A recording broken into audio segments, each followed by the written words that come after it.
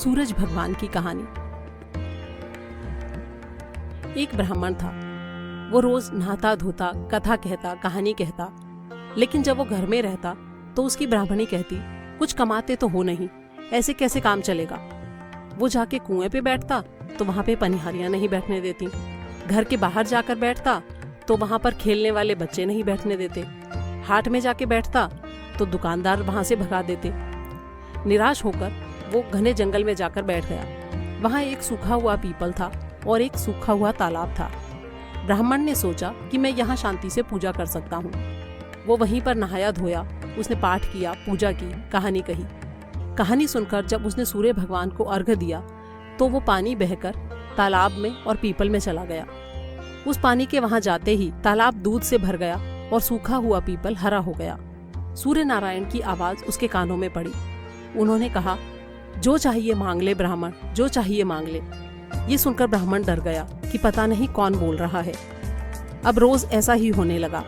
रोज रोज ये आवाज सुनकर ब्राह्मण डर के मारे बहुत कमजोर हो गया कि रोज मैं यहाँ घने जंगल में जाता हूँ, पता नहीं कौन बोलता है, कोई नजर भी नहीं आता। जब शाम होती तो वो अपने घर चला जाता।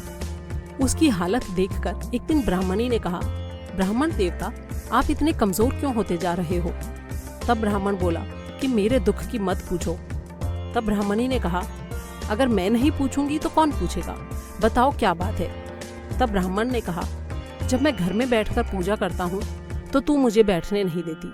कुएं पर बैठता हूँ तो पानी भरने वाली औरतें भगा देती हैं, इसलिए मैं घने जंगल में जाकर बैठ जाता हूँ। वहां पर नहाता धोता हूँ, पूजा करता हूँ, कहानी कहता हूँ। वहां एक सूखा हुआ पीपल है और एक सूखा तालाब है। पीपल हरा हो जाता है और तालाब दूध से भर जाता है। जब मैं वापस आने लगता हूँ तो पीपल के पेड़ से पता नहीं कौन बोलता है, कहता है, जो मांगना है मांग ब्राह्मण, जो मांगना है मांग। वहां पर वो मुझे शांति से रहने नहीं देता।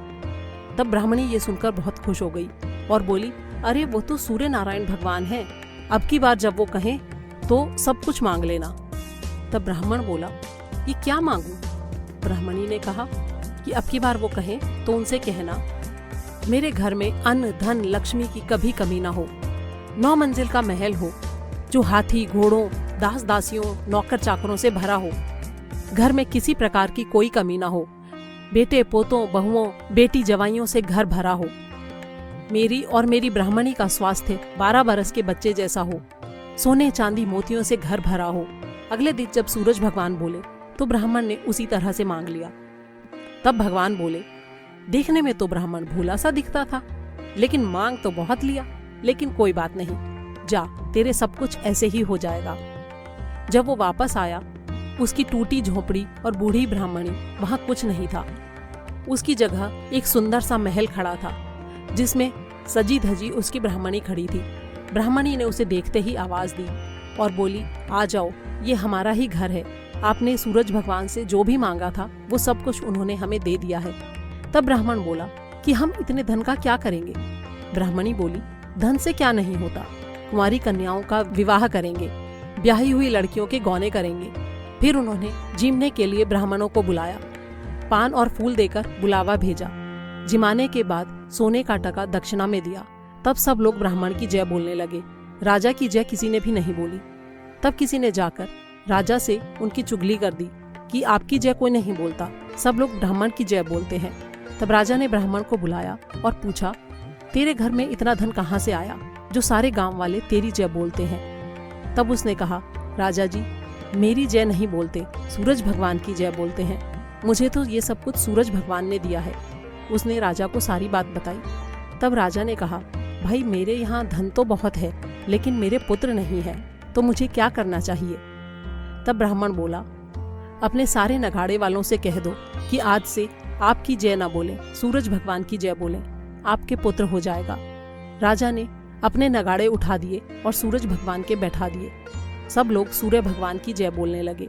9वें महीने ही रानी के पुत्र हो गया। तब राजा ने कहा कि ब्राह्मण को बुलाओ, हम उसे बड़ा करेंगे। तब ब्राह्मण बोला, मुझे बड़ा मत करो, सूरज भगवान को बड़ा करो, वो ही सबकी मनोकामना पूरी करते हैं।